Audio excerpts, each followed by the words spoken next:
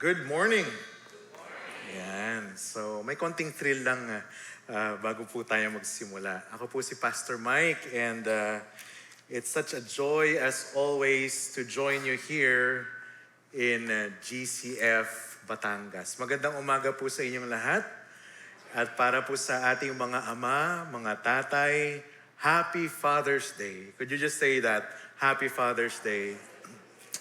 And on behalf of GCF South Metro, we want to extend our greetings to you. Maraming salamat po sa leadership ni Pastor Hizon together with the Board of Elders, Board of Deacons. Maraming salamat po as always for the opportunity to bring God's Word to us sa araw na ito. Sa Sunday na ito, tayo po ay bahagyang magpapahinga sa pag-aaral ng Gospel of Luke. Parehas po tayo nag-aaral ng Book of Luke or sa Lucas, GCF South Metro. Actually, mas advanced pa nga kayo, no? As I was reviewing some of your sermons the past couple of Sundays, and I'm just delighted na makita kung paano tayo nag-journey together as a one church family. So today, tayo po ay pupunta naman sa Philippians chapter 1. Philippians chapter 1. Kung meron po kayong mga Bibles, maybe it's a physical Bible or a digital version, inanyayahan ko po kayong buksan ang inyong mga Biblia. Let's look at Philippians chapter 1 at sama-sama po natin itong babasahin. We will be going through verses 1 through 11 for this sermon, pero po para sa atin pong pagbabasa, we will be going through verses 1 to 6 together. Tayo po tayo. Let's give reverence to the Word of God.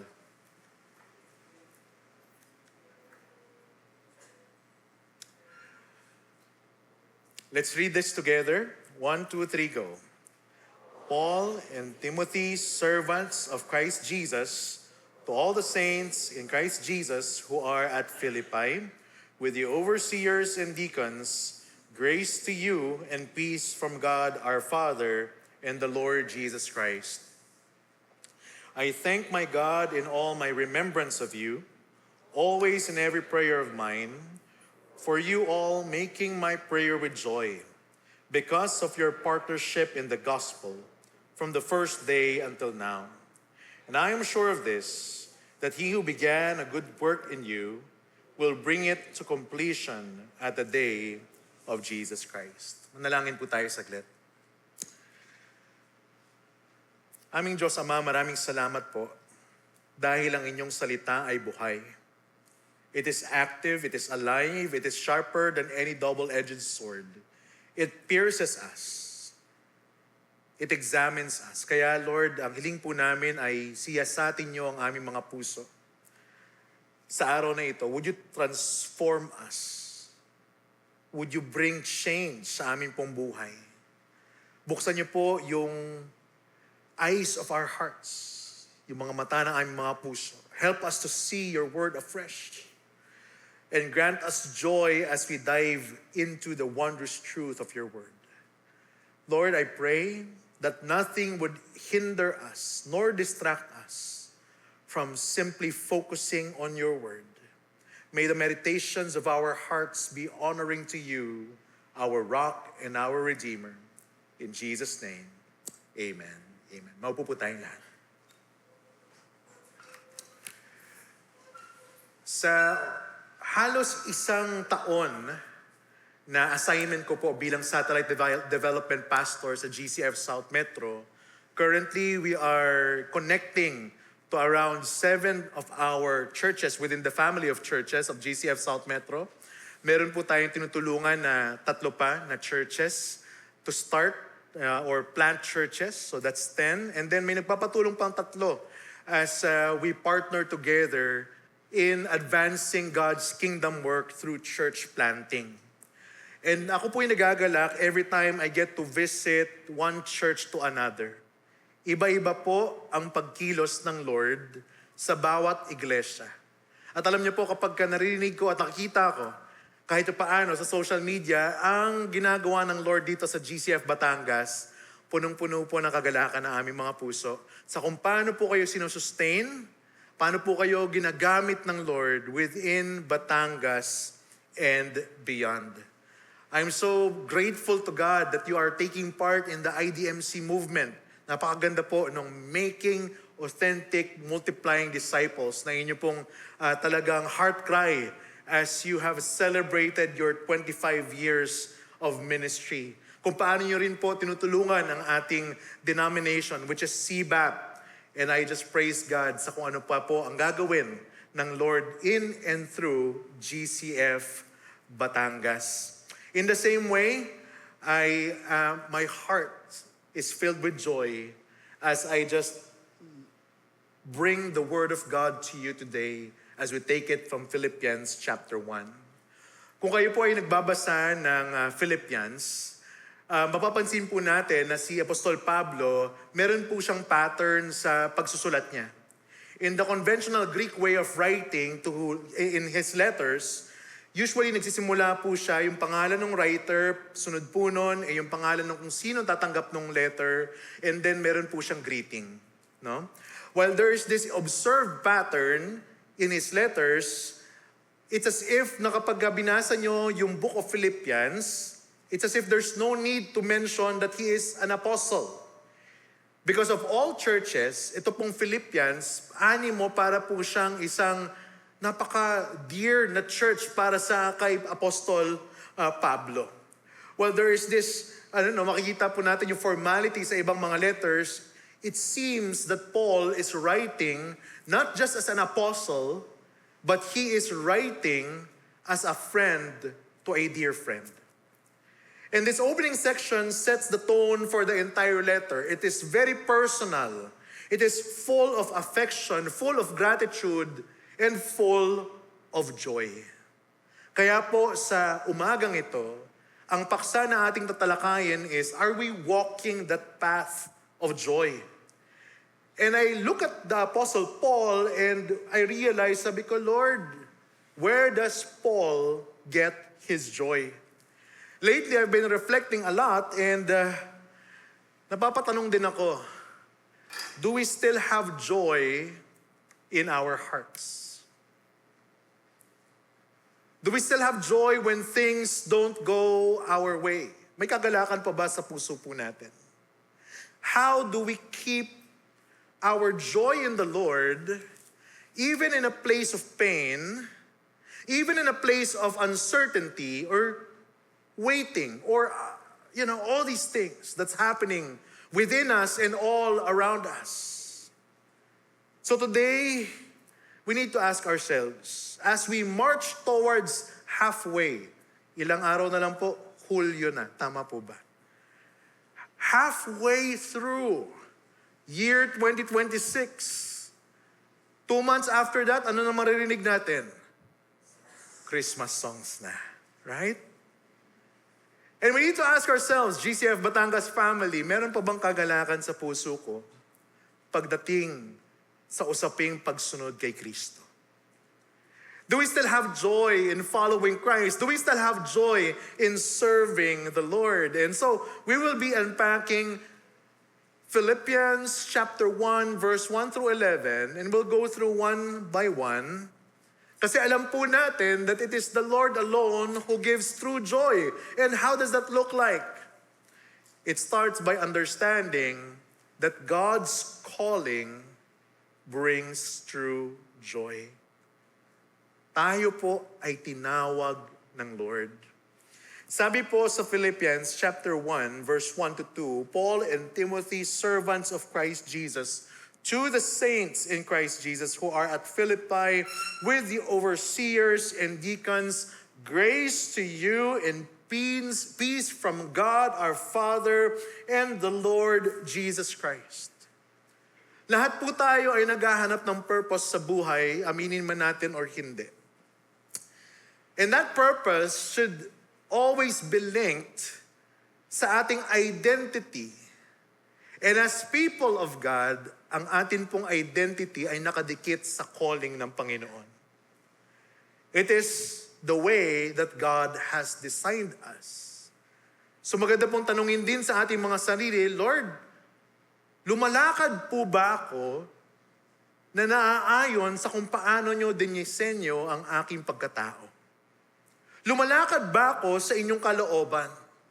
And here we are gaining insight because Paul, together with Timothy, addressed themselves as servants. Another word for it is slave. We are servants of Christ, and meron po siyang parang double connotation. Sa isang banda mapapansin po natin dito na bilang mga servant ng Panginoon, we are of absolute possession of our Lord Jesus Christ. Everything in our lives, it should be under the ownership of Christ. Ang bawat buhay, ang bawat araw, ang bawat sandali ay pahiram lamang ng ating Panginoon. Therefore, very important po para sa atin na tanungin sa bawat araw, hayaan natin ang Spirit of God to search our hearts. Lord, nagpapasakop po ba ako sa inyo? Another side to it is that kahit na tayo ay tinatawag na servants, ang sinasabi ni Paul dito is that he is not a servant na parang napilitan lamang. He is not a servant na parang napag-utusan lamang. He is a servant who is walking in the freedom of Christ. He is a servant who cheerfully and willingly serves the Lord Jesus Christ. Noong June 12, tama po ba? Ano nga po nangyari noong June 12? Independence Day. Right? I-invite ko ang GCF Batangas sa IDMC. But I know that you have some form of a prayer rally here and praise God for that.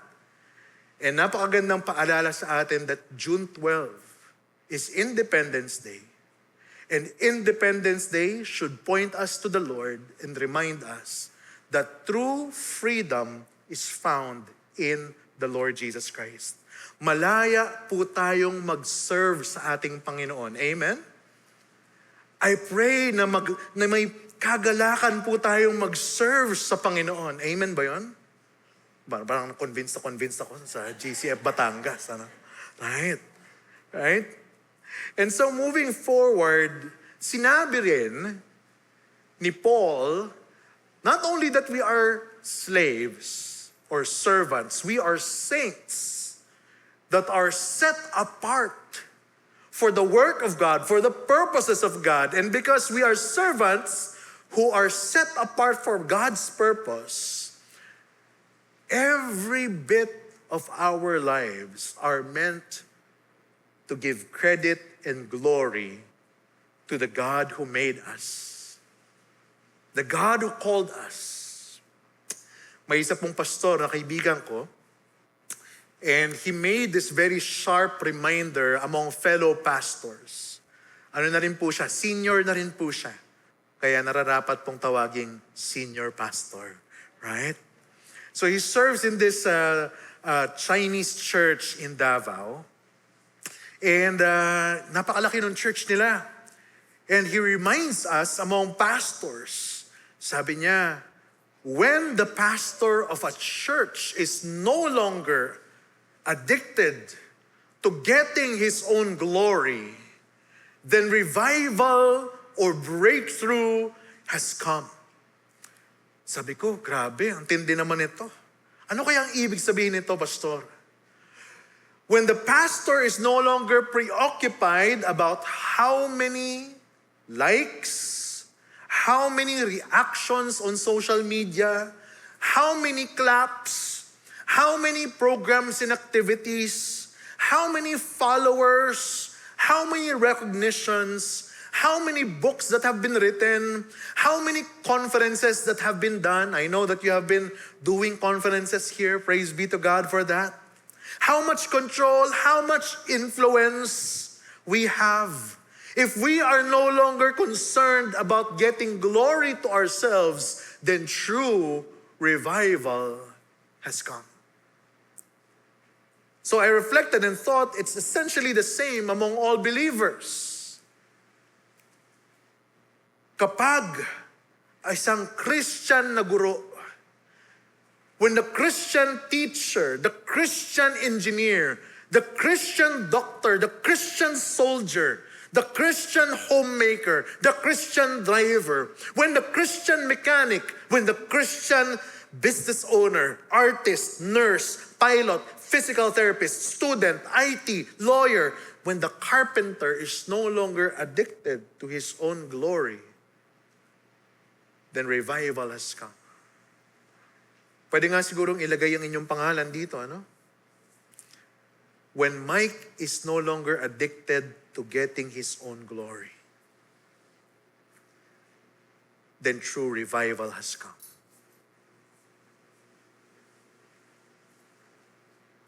When you translate the word glory, it means weight. And kapag iniisip ko po yun, parang our soul, our hearts cannot bear the weight of the glory of God kasi we were not designed to be like that. God deserves all the weight of glory, of praise, and honor, and worship. Alam ng Panginoon, ng ating Diyos Ama, that it is quite dangerous that we take the glory from God because our hearts are prone to wander, kahit na medyo subtle pa yan. Hindi agad napapansin, no? Napaka-ma-pride ng ating mga puso. Pero sa kabilang dako, there is so much joy kapag natuto po tayong magpasalamat. There is so much joy when we learn to be rested, when we learn to be relaxed. Pakisabi nga sa katabi ninyo, relax. Yan, check nyo lang. Pero wag matulog ha, habang nag-preach si pastor. When we give our best and we are not concerned about comparison, that gives joy. When we work hard at work, in school, in church, in the family, without getting the attention, that gives joy. When we receive both compliments and even criticisms, and then we bring them all to the throne of God's grace and say, Lord, I have been praised today. I have been encouraged today. Lord, I have been criticized today. I have received a feedback today. But regardless of that, I bring it to your throne of grace. Tulungan niyo po akong matuto so that I can bring you the glory in this. Kapag tayo po ay nag-serve bilang mga servant and saints, natututo po tayo mag-hello sa bawat isa, magpasalamat ng maluwag sa bawat isa, at kapag katapos na ang assignment natin mula sa Panginoon, maluwag din nating sabihin, Lord, tapos na ako sa assignment, I shall say goodbye, and I shall welcome a new assignment, dahil alam po natin, ang calling natin ay mula sa Panginoon. Are you still with me? Kapag tayo po ay relaxed sa presensya ng Panginoon, kapag tayo ay rested sa calling ng Panginoon, kapag tayo po ay may kagalakan sa kung paano po tayo dinisenyo ng Panginoon, yung pagkakatawag niya po sa atin, you can sleep well at night, be at peace and say the following day and greet one another, grace and peace to you in the name of the Lord Jesus Christ. Sabi po ni Gordon Fee, the sum total of God's activity towards His human creatures is found in the word grace. God has given Himself to His people bountifully and mercifully in Christ. Nothing is deserved.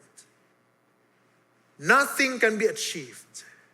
The sum total of those benefits that we have in Christ, as they are experienced by the recipients of God's grace and peace, God's shalom. When we know that everything is grace from the Lord, lahat ng meron po tayo ay biyaya ng Lord, we can be at peace with God. Lord, salamat dahil may pagkain sa bahay. Salamat, Lord, kanina kasi may pandesal pa. Bonus na may kape, no? Lord, maraming salamat kasi bukas may konting pamasahe pa. No? Lord, maraming salamat kasi yung mga magulang ko nandyan pa. Lord, salamat may konting extra budget para sa Father's Day. O mga tatay, nagparinig na ako. May pang Jollibee kay tatay.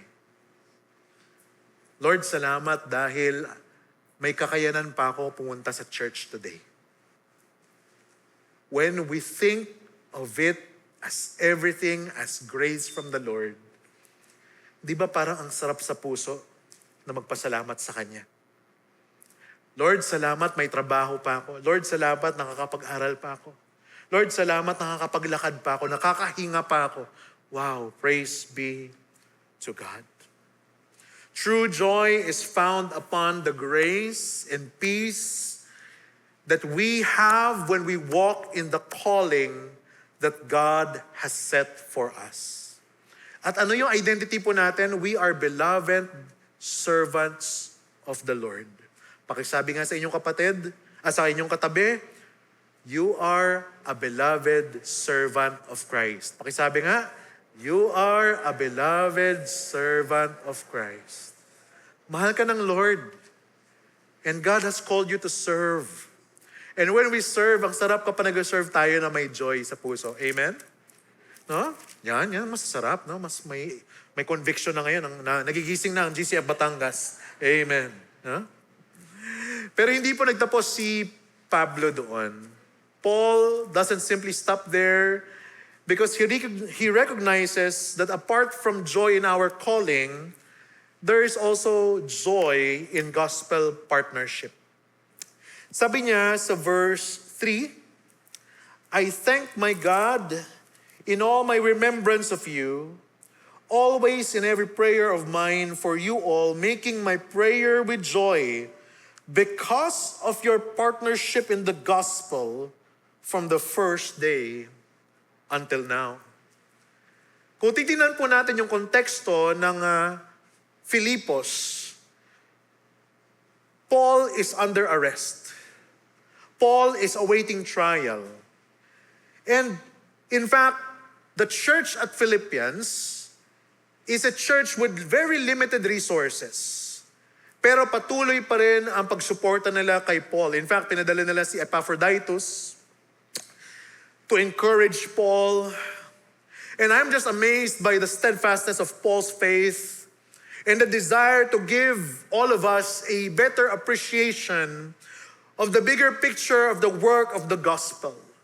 Imagine niyo po, isang tao, nakapiit, hindi niya alam marahil kung ano yung susunod na, mangyayari sa mga susunod na mga araw. Pero iba yung lente na tinitingnan niya.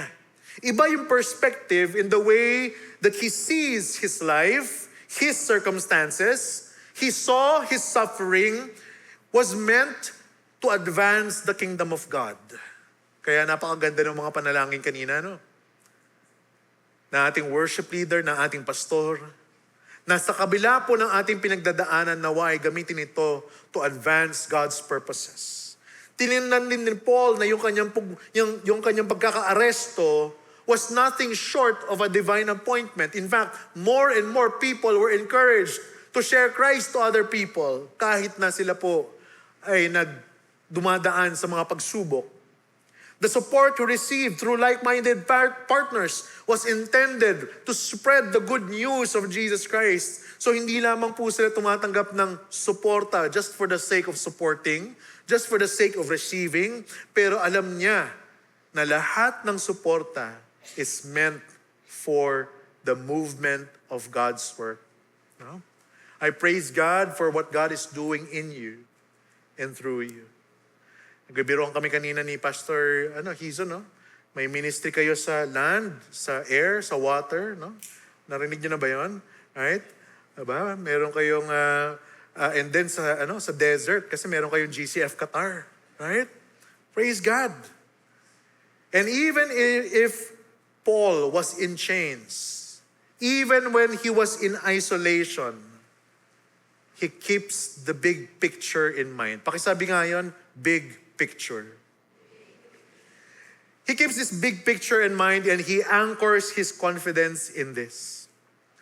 Marahil familiar po ito sa inyo. And I am sure. And when you say you are sure, di niya sabi, sure. Di niya sabi, sure. Di ba ngayon? Di ba? May kape ba dyan? Pwede ba tayo magkape? Sure. Right?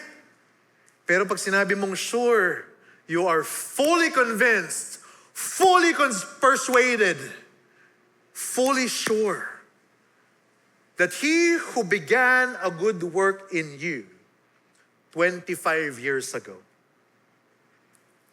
So may pahabol akong greeting kasi wala ako dito ng anniversary niya.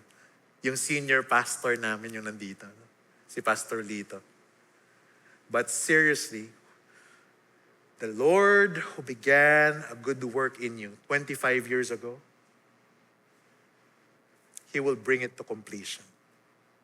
Not our pastors, not us, not your any leader, but it is the Lord Jesus Christ who will carry us forth to completion until He returns. Our God, who is the author, the originator, the sustainer, hindi niya po tayo pababayaan. Wow. Ganong klase ang ating Panginoon. At dahil Father's Day, I want to encourage the fathers today. I want to pause here and encourage you because this is your big day. Because the rest of the year, it's Mother's Day. That's the running joke, right? Pero seriously sa mga tatay, God is at work in you. God is at work through you. And when you feel weak and discouraged, remember, your labor is never in vain. Fathers, you are not expected to be perfect, but you are called to be faithful. So continue to serve on. Continue to worship God. Continue to model following Jesus Christ. And may the fathers in this place say amen. Amen. The past couple of months, I've had the privilege of visiting our brothers and sisters in Iloilo, GCF Iloilo. This was their 10th anniversary. I share this because hindi lamang po siya isang gathering ng isang iglesia, no? Isang church. GCF Ortigas were there. There were friends here and there. In fact, marami pong pumunta doon, went there out of their pockets just to be with our GCF Iloilo family. That is what you call gospel partnership. Nung mga nakaraang linggo, I've been serving with GCF Alfonso, our church plant in Alfonso, and I praise God na paunti-unti po ay nag-grow itong iglesyang ito. No?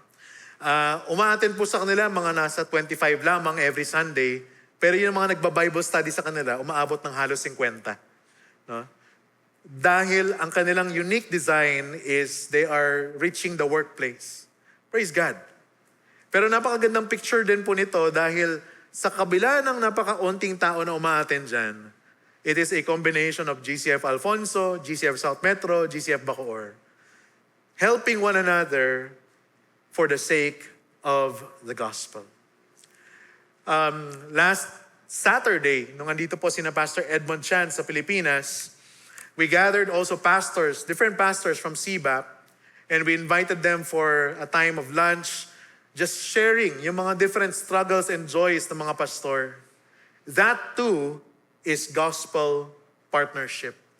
Why do I have to share that? Because kahit ano pa man ang anyo ng ministry na ginagawa po ninyo, iba yung pakiramdam at iba yung pananaw natin kapag tinitingnan natin ang bawat isa bilang partners in the gospel.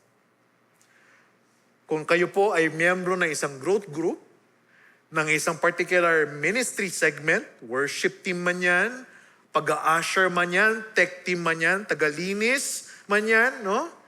Tagaluto man yan, nag-iiba ang pananaw natin when we look at one another as partners in the gospel. Hindi lamang tayo nandirito para magkatuwaan. Hindi lamang tayo dito dahil ito na yung tradisyon. Hindi lamang tayo dito because tayo po ay nagkakapit-bisig. Dahil tayo ay magkakapatid sa ngalan ni Kristo, we are partners in the gospel. Everything changes when you look at things from the lens and the perspective of the gospel. That's why kapag bisita po ako sa mga church, lagi ko pong hina-highlight, we are gospel partners. We are gospel partners. Sabayan nyo nga ako, we are gospel partners.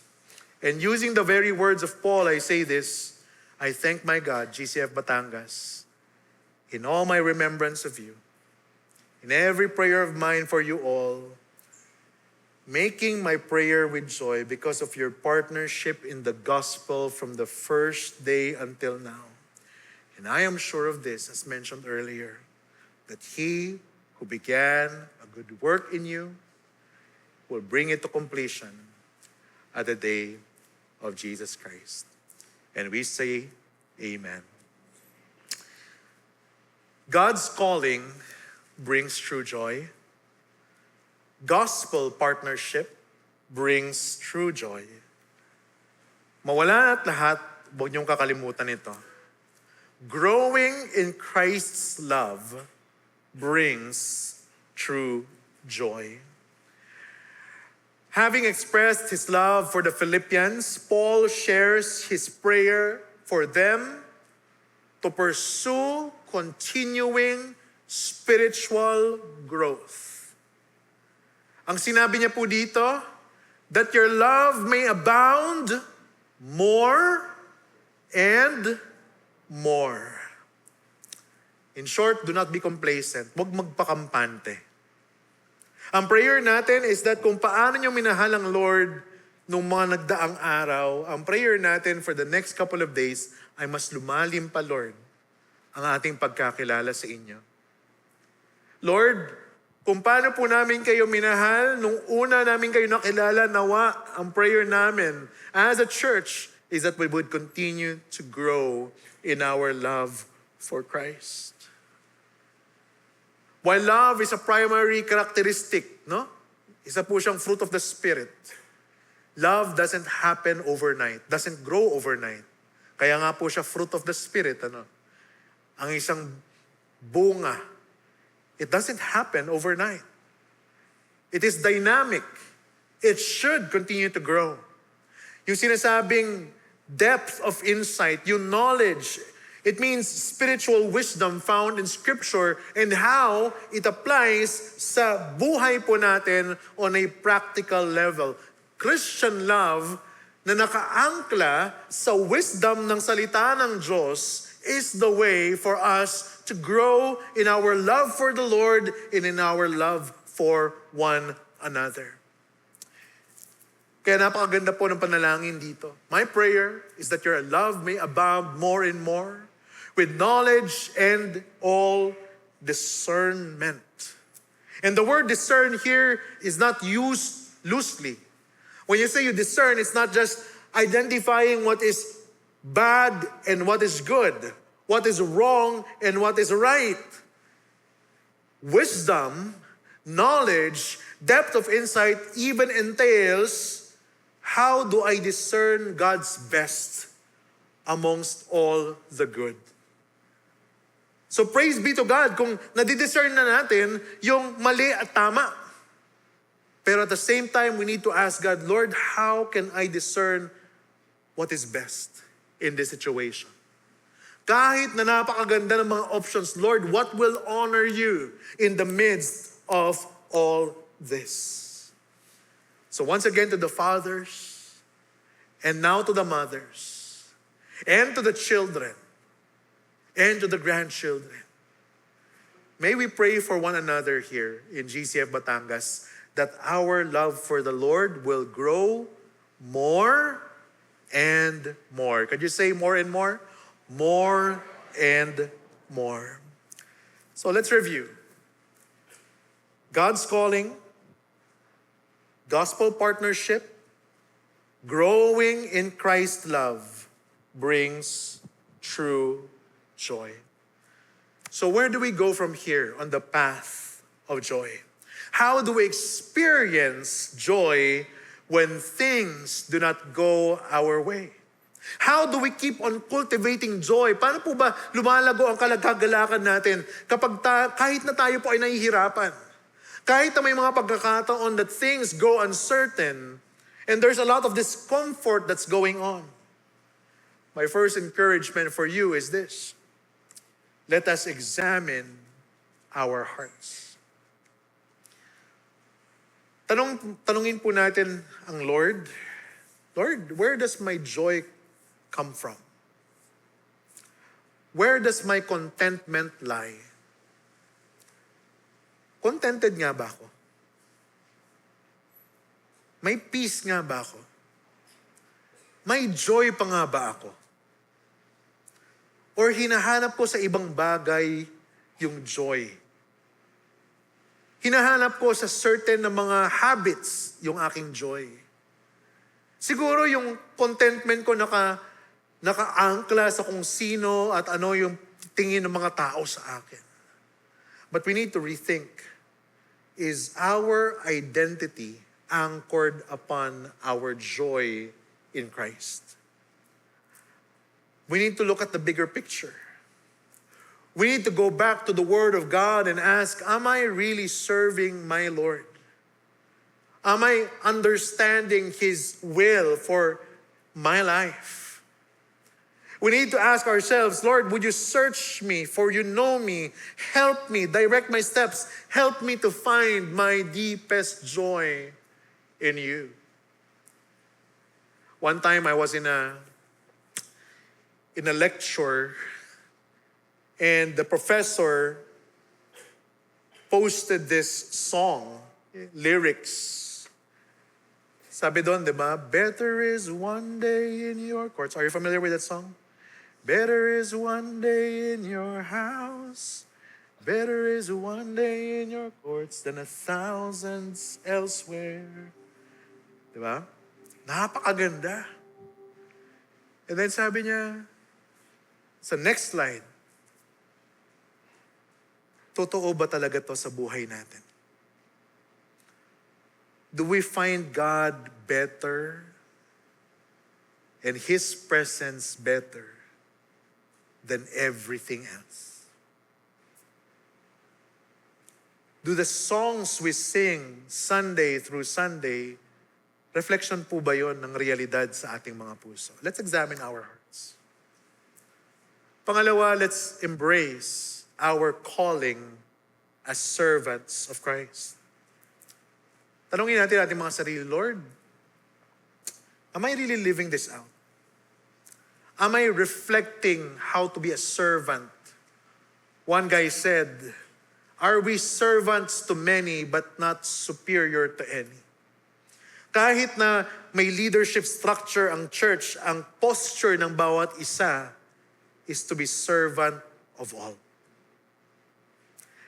Napaka-interesting ng design ng Lord, yung identity na binigay sa atin ng Lord. Kasi if we learn to serve one another, when we learn to humble ourselves before each other, there's so much joy in the people of God. Instead of asking, how can I benefit from this? Instead of just asking, what can I take away from this? Maybe another way to ask question is, paano ba ako pwedeng makatulong sa church? Paano ba ako pwedeng maging kagamit-gamit sa iglesyang ito? Lord, tulungan mo ako on how I can add value to others so that they too would know you and grow in you. Am I reflecting Christ in every arena of my life? Trabaho man yan, eskwelahan man yan, bahay man yan. Kaya po napakaganda po nung make authentic multiplying disciples. Hindi lamang siya nagtapos sa pag-multiply. Authentic means, another way that I look at it is, when you say you are an authentic follower of Jesus, may integridad ka. Sino ka sa bahay, sa pagsunod mo kay Kristo, ay ganun ka rin pagdating po sa church. kung sino ka sa church na nagsiserve sa Panginoon, ay ikaw rin pagdating sa trabaho, ikaw rin pagdating sa eskwelahan, ikaw rin pagdating sa bahay. Wala pong exempted po dyan. Kahit kami po mga pastor has the tendency, no? Sino po mga pastors dito, right? Napakabait pag Sunday, pagdating po sa bahay, ang susungit na, no? Pag Sunday evening. Alam ng misis ko yan. So, I'll just be honest, right? Kaya, praise be to God sa mga pastors' wives. Kasi talaga mahirap. Very challenging. No? But at the same time, God is very patient with us, growing us, reminding us that we are all servants of the Lord Jesus Christ. Pangatlo, let's establish gospel partnerships with humility, with passion, and with discernment. So, do you consider your church family, your growth groups, your fellowship groups, your ministries as true partners in the ministry, as true partners in the gospel? Or do you just simply like to hang out with one another? Minsan ganun na lang, ano? Ako at some point, naramdaman ko yan, parang gusto ko na lang maging magkaibigan lang tayo. Diba? Parang gusto ko lang pumunta sa church kasi masaya dun. Right? But when I look at it from the perspective of the gospel, we become mission-minded. We become even more intentional in the way we treat one another and how we journey together. Right? And then finally, let us anchor our joy upon the overflowing love of Christ. Sa mga premarital counseling sessions that we do, we remind one another, the couples, that Christian marriage is not simply meant for happiness, but for holiness. May isa po akong kasama, may isa po kaming kinakounsel ng misis namin, ang misis ko. And then, isang tanong. So, ikakasal pa lang sila, no? Tanong niya, Pastor, paano pagka nauubusan ako ng pagmamahal sa magiging misis ko? Sabi ko sa kanya, ikakasal pa lang kayo, yun agad iniisip mo, no? Advance mag-isip, ano? Yeah. At least you're being honest, di ba? Pero napakagandang reminder yung Ephesians chapter 5, right? That husbands ought to love your wives as Christ loved the church and gave himself up for her. And I reminded him, kapag nauubusan ka ng motivation, kapag feeling mo upos na yung pagmamahal, remember the Christ who first loved you. He has never forsaken you. He never lets you go. He continues to forgive you. Patuloy ang pagpapatawad. So it's a very good reminder for us na kung nais natin mag-grow as a church, nais natin mag-grow sa pagmamahalan natin, not only among husbands and wives, amongst children, but as a church family, you draw your love from the overflowing love of Christ. Ganun po kalalim ang pagmamahal ng Panginoon sa atin. Kaya po, napakaganda ng church. We learn to forgive. We learn to humble ourselves. We learn to seek for forgiveness. We learn to greet one another. We learn to encourage one another. We learn to carry each other's burden. Pero hindi dapat yon nagmumula lamang sa kakayanan natin. We need the overflowing love of Christ. Kaya po ang prayer natin is that your love may abound more and more. That is the path of joy. The path of joy reminds us that God's calling brings true joy. It reminds us that gospel partnership brings true joy. And growing in Christ's love brings true joy. So brothers and sisters, do you want to continue to walk the path of joy? I pray that in the days to come, may we find ourselves basking in the unending love of God. Gaano kanya kamahal? Well, This is Father's Day, right? The Father sent His one and only Son, that while we were yet sinners, Christ died for us. Christ is our Redeemer. Christ is our hope giver. Christ loved you and me wholeheartedly, unconditionally. He loved you joyfully. We love, we find joy because Christ finds joy in loving you and me. Shall we pray?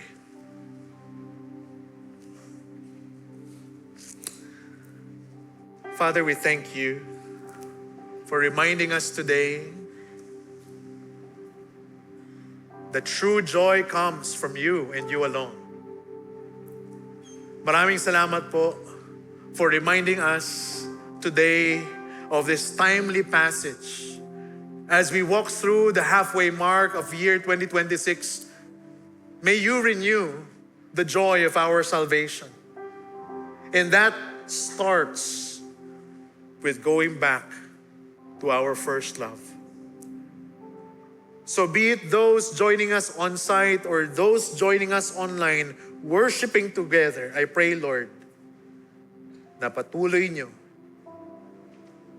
na kausapin ang bawat isa, mangusap sa bawat isa, baguhin ang aming mga puso.